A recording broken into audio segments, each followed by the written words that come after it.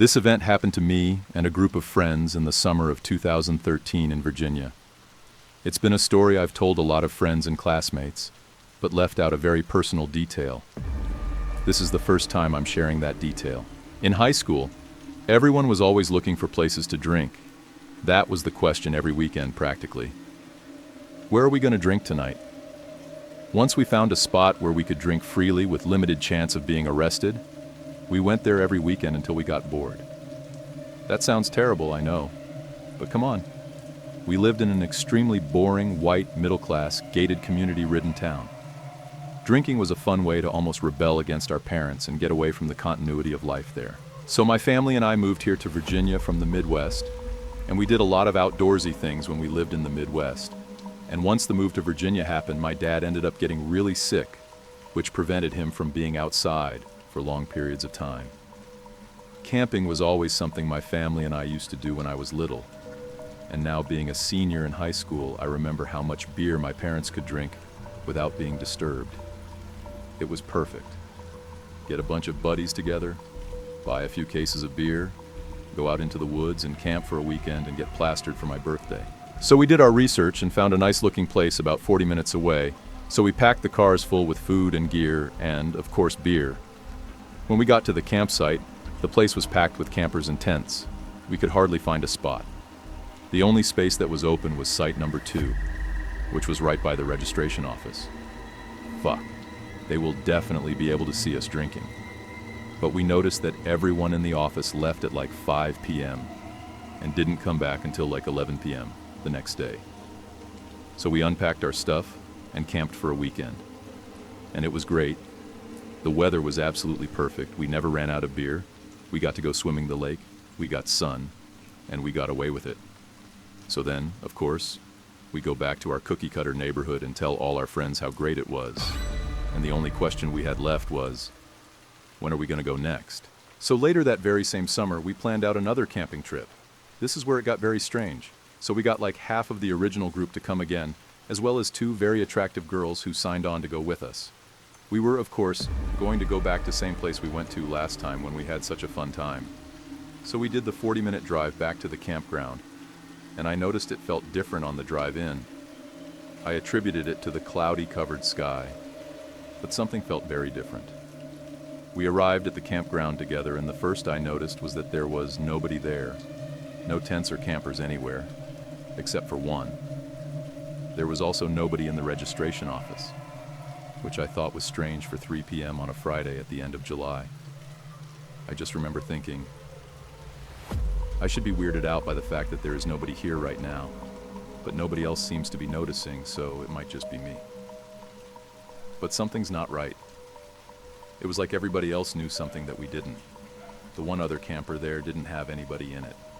We were there for 3 days straight, and we didn't see a single person come in or out of the camper the whole time, nor did we see anything on their surroundings moved around. The whole weekend ended up being weird. The weather was rainy and humid, so we spent a lot of time in the tent just roasting and drinking beer. We were sitting in the tent when one of the girls says, "Is there someone walking on our site right now?" So I poke my head out of the tent, and there was a state ranger parked at our site looking at me. Not 3 feet away from the tent opening, I immediately freaked out because we had been drinking in the tent. So I said, "Hi, sir. How can I help you?" And all he said back was, "Don't forget to pay your camping fees." Then he stood there for like a minute, just staring at me. He gave a small chuckle before backing up to his truck and getting in and driving away in the direction of the empty camper. I went back and told the story with relief, because we got away with drinking, but something didn't feel right about that. But that's not the detail. That comes into play that night. We were sitting around the campfire, drinking beer and telling funny stories. Earlier in the day, one of our friends, Mitch, went to go get more beer since we ran out. The only problem was he left at 3 p.m. and still wasn't back at 12 a.m., so I was slightly freaking out. The culmination of all the weird things deterred me from drinking any beer that night, so I could stay clear-headed in case anything weird happened. Boy, am I glad I made that decision. So we're all sitting around the campfire telling stories, when I notice a car drive up. Thinking it's Mitch, I jump up to see, but it's just a brown, rusty-looking truck. and it pulls into site number 1, which is a stone's throw away from us. It should have made me feel comfortable to know we're not alone out here in the woods, but it didn't. It made me paranoid, specifically for 2 reasons. 1, it was 12:30 a.m. There was no reason he should be here at this time if he was just going camping. 2, he didn't have any tents or camping equipment in the back. All he had was a blue tarp covering a half-full bed. So I stay aware, but calm as to not freak out my group of friends. But I noticed him setting up a floodlight and a wooden bench, but that's all I could see because he parked his truck on the far side of the campsite to block view from us. I talked myself down by saying, "Just calm down. You're being paranoid. It's probably just something you don't want to get involved with." So I turned my full focus to my friends and even started drinking some beer. About an hour later, I made my worries about Mitch known to everyone and they all calmed me down. But as I was agreeing with them, I looked up and saw a man walking onto our site. But I only caught him in the light of the campfire, so he was on top of us before I could even react.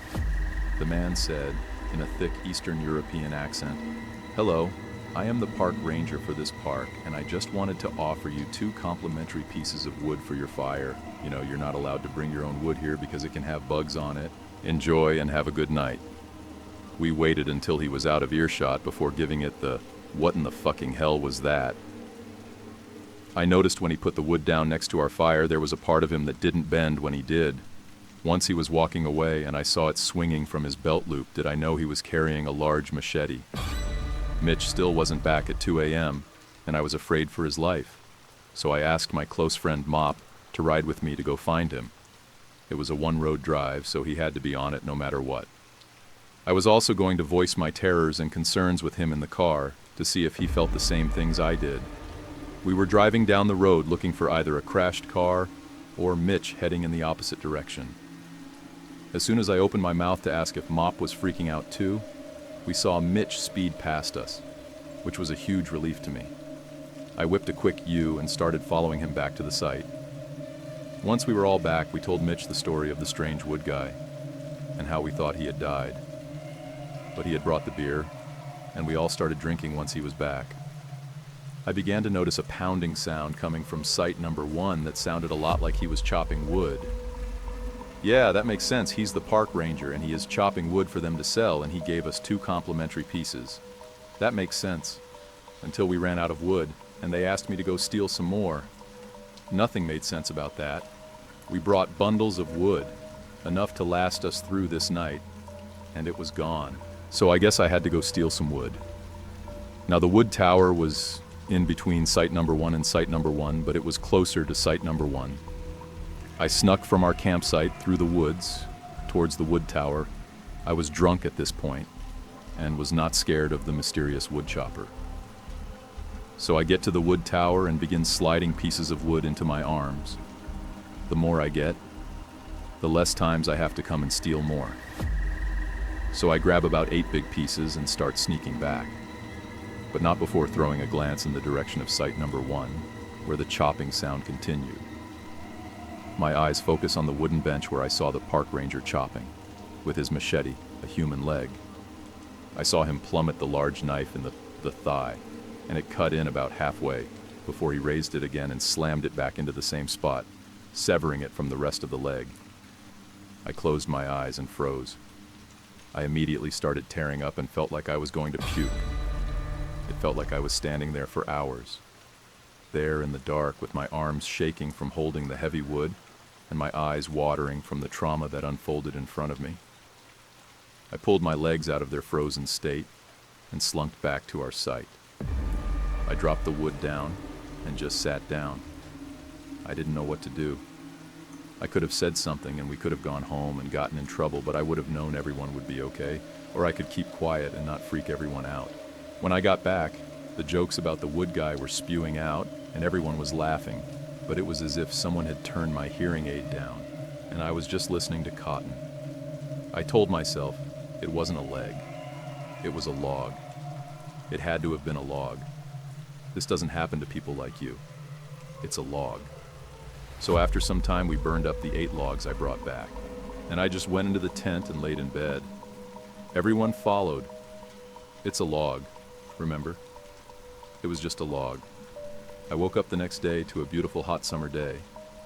I looked over, and all my friends were alive and well sleeping and waking up next to me. That was one of the best feelings I've had, knowing that the night of worrying was for nothing.